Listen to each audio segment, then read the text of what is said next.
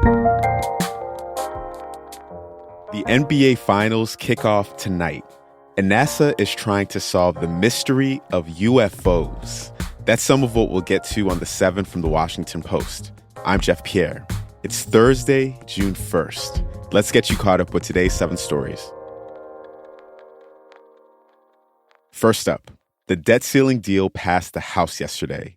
The bill was approved by a vote of 314 to 117. It would suspend the debt limit, which controls how much money the U.S. can borrow until January 2nd, 2025. The deal also cuts some government spending and adds new work requirements for food stamps.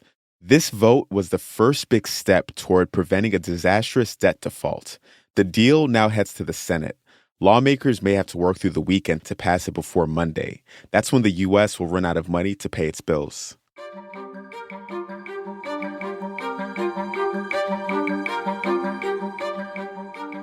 Number 2, Donald Trump was caught on tape talking about classified documents.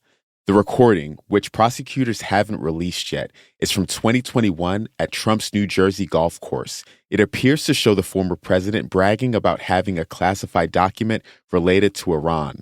This is according to reporting from The Post. The new audio suggests that Trump understood the legal and security issues around having such restricted information. He's being investigated for potentially mishandling government information, and this could become important evidence. Hundreds of classified documents were found at his Florida home last year.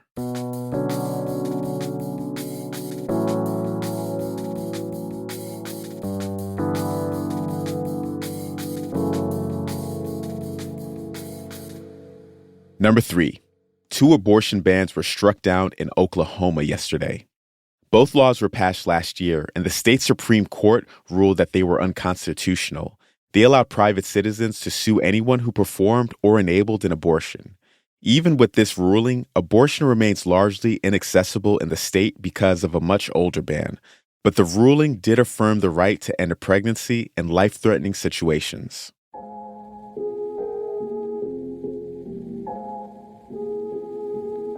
Power to the people. Number 4. Power to the land. Hundreds of Amazon workers walked off the job in Seattle yesterday. The white-collar workers were protesting the company's return-to-office policy, as well as climate issues. Here's one of the workers, Amar Hussein, talking about why he was protesting.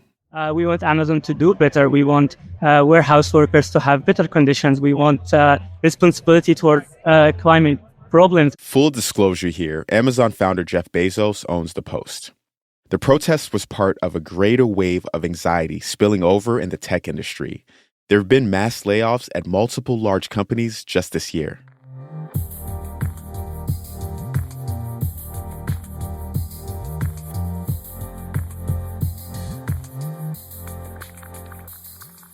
Number 5, Medicare plans to expand coverage for a new type of Alzheimer's drugs. The drugs are the first medication shown to slow cognitive decline from the disease. One of them could be granted full FDA approval as soon as this summer. Officials made the announcement this morning. People who are enrolled in the outpatient part of Medicare and who meet the coverage criteria will have the cost of these drugs covered. About 6.7 million people in the U.S. are diagnosed with Alzheimer's. These drugs are expensive, and this will increase the number of people who can access them.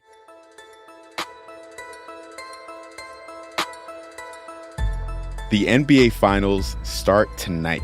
That's number 6. The Denver Nuggets and the Miami Heat are playing in the best-of-7 series. Game 1 is in Denver, and it starts at 8:30 p.m. Eastern. It airs on ABC. Both teams would make league history if they win. It would be the Nuggets' first championship since joining the NBA, and the Heat would be the first number 8 seed in NBA history to take the title.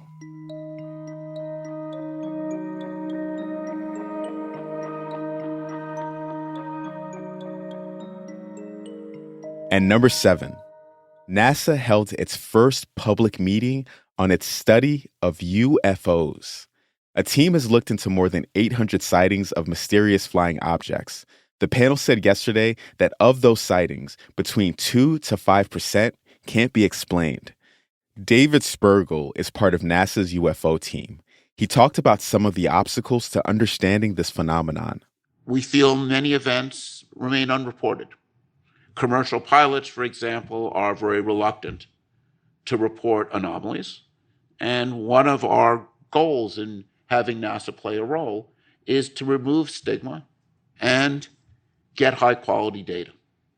So, bottom line, the panel said that it needs better information before it can make any conclusions. But there's no evidence, at least so far, that the UFOs are linked to alien life.